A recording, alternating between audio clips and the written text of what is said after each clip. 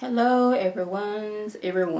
I'm here for Love and Hip Hop New York Season 7 Episode 13. Yandy, you questioned Juju's character. Basically called her a liar to her face and in front of the folks. And you thought that she was going to answer your first text that you sent her? No, the girl need to process. Like, my friend, she just really sat there and called me a liar to my face. Like, you the one out here on national TV saying what went on between you and DC's Erica and Samantha. I'm writing a book that can relate to a lot of men and women where people are getting on Instagram and on Twitter making fake accounts to either get with somebody or try to get back at somebody. And you gonna make this about you?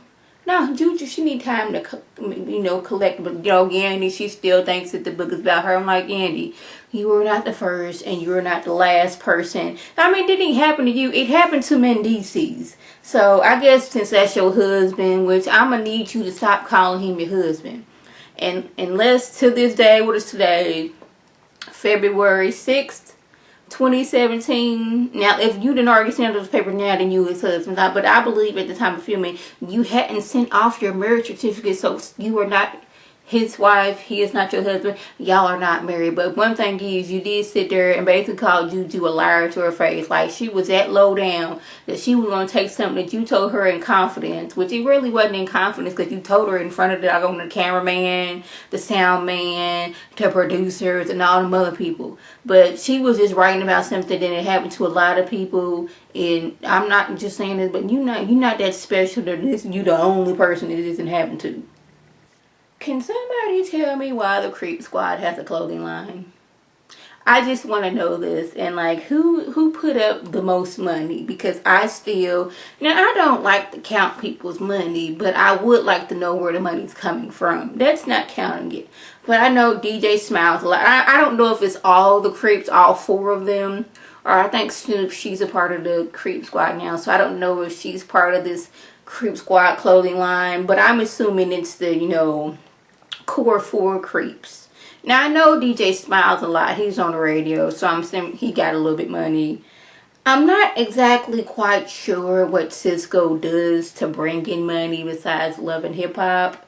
Rich and Peter, they have this restaurant, but I have yet to see anybody in said restaurant. Now, we've seen a room where it's supposed to be upstairs of a restaurant, but I haven't seen the area where people are actually eating, having drinks, having a good time.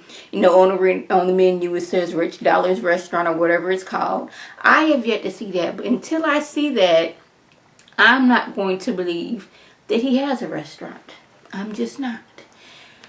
And then he says he's not a creep. And like, you fixed your mouth to say that you're not a creep. When you're part of a creep squad, you've been like proudly proclaiming being a creep since season 1, but now you're not a creep. Okay, you may not been like doing your creep ways like you used to do because ladies, they have like wisened up. Like, he can't do anything for my career, so I don't really need to be with him. You did have that girl that first season, and it's not so much that she wised up. Well, I guess she did wise up and realize it. I guess she was creeping, like, at the beginning of the season. She was like, how are you saying you're not a creep? But she was being creepy and doing creep stuff at the beginning of the season. And when Monique came through and just, like, out of the blue and just blew things up. So, yeah, him saying he's not a creep. And then this Creep Squad clothing line. Who asked for it? So Samantha, it just got real dark. So Samantha and Yandy meet up because she wants to invite Yandy to Lil Mendice's birthday party. Like, he already had his birthday, now it's time for his party. Yandy is surprised, like, invite me to his party. We were supposed to plan this together, but Yandy, you was gone for like a week in Mexico. Like, when was you supposed to help plan this? And she's all shocked at her, like, oh my goodness, my kids, they wanted to say happy birthday to their brother on the day of his birthday. We were supposed to plan this together. I didn't get no phone calls from you guys. You didn't say anything about a party. We were supposed to do this together. I'm like, when would you have time to do that? You was in Mexico. I guess y'all could have like Skyped, you know, or FaceTime each other and said we're going to this, that, and the third. But Samantha is still not here for the way you do things. And until Yandy realizes the way she does things, she's not going to get it. Because she's all about, well, since I'm his stepmom and I've been around since he was little, I'm entitled to do the things I'm doing. Like, I'm supposed to, you know, throw his birthday party. Me and his dad have always do that, so I'm going to continue to do that. Well, his daddy's in jail. And Samantha's like, I don't know why your kids couldn't call him because he has his own phone. You only had to go through me. They could have called him. But she's like hurt to the core that her kids did not get to call their brother on his birthday. It was very... I'm still thinking this, like, they done got together and cooked the books. Because, like, all this is, like, repetitive at this time. Samantha is mad because Yandy won't, you know, I guess, believe that Mendices and Erica were together. Like, why does that concern you?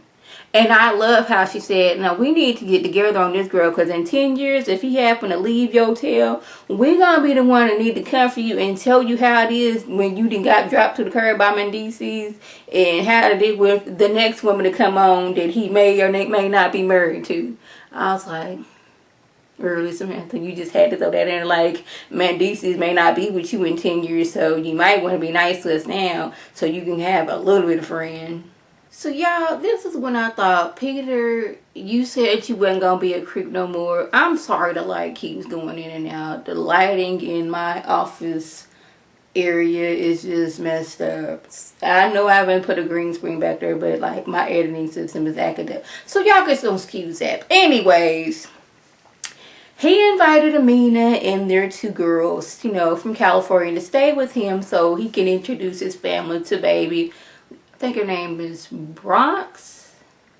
And he has Amina stay with him. And I was sitting there thinking, now, Peter, I know you're not back up to your old ways again, but he's not. You know, Amina, she was one thinking, like, I'm like, Amina, I thought you didn't change. I thought you didn't got wise. But she over talking about something. I would come back if you wanted me to come back. And he's basically like, after you separate, the next step is divorce. So I still want to be here for you and my kids. I would love for you to, you know, stay here. He said this later on when they had the party. Like, I would love for us to be in the same city so I can be here for my kids.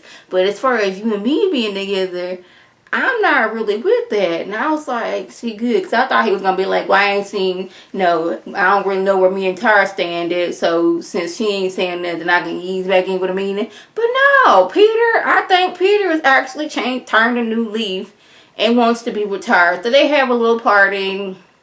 Both his babies is together.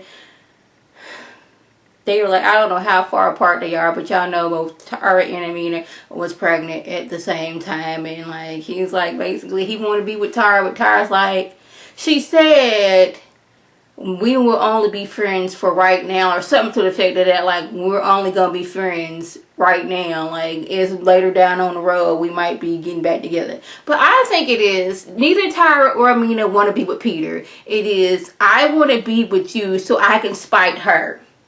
Or am I the only one getting that vibe out of it? Like, I only want to be with him, not because I love him. I want to be with him because I want to make her mad about this whole situation.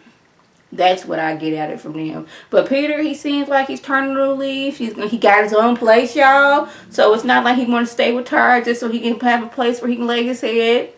He has his own place. He ain't been doing creep-like ways like, you know, some of the creeps be doing. And, you know, he just want to be there for his kids. So I was like, kudos for you, Peter. You seem to have been growing up. You're during your 60, but hey, some people take longer than others.